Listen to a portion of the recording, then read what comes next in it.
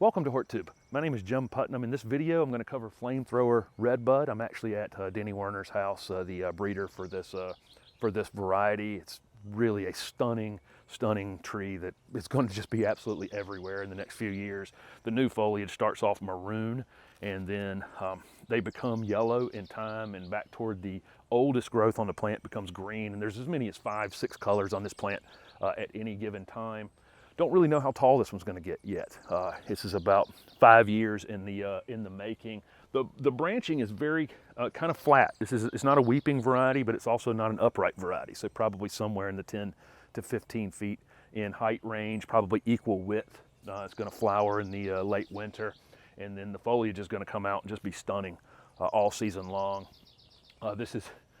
These are hardy in zone 5 to 9. This is native to the southeast, and Denny Werner's been breeding redbuds for about 22 years, and this is, like I say, this one's probably 5 or 6 years in the making, but after 22 years of breeding, this is where we are. I'll give you a close-up of this.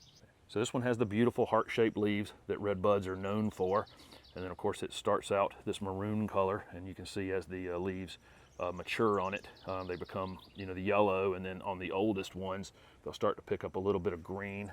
I'll go out here on another branch and show you. These can be fertilized in the late winter with a slow release fertilizer, and that's really all you need to do. I'd mound them up a little bit when you plant them.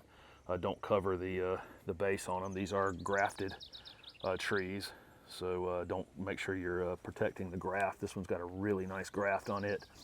Down here at the base, that's where the grafting was done, right there, and nice straight trunk on it right there. And you can see what I was talking about the branching just being kind of horizontal. So I don't think it's going to race off and be a 25-foot tall tree. It's just a perfect sized ornamental tree that's going to add a tremendous amount of color without taking up a lot of space. If you're not familiar with redbuds, they flower in the late winter, and the flowers are right along the stems. You can get flowers right down to the base of an older plant, which is super unique. Most plants are blooming on newer wood or last year's growth, but redbuds bloom on the oldest growth on the plant. And this one has a reddish purple flower. There's probably still limited numbers on this tree because it's such a new cultivar, but over the next few years, we'll see nurseries really race to grow as many of these as possible, I'm sure.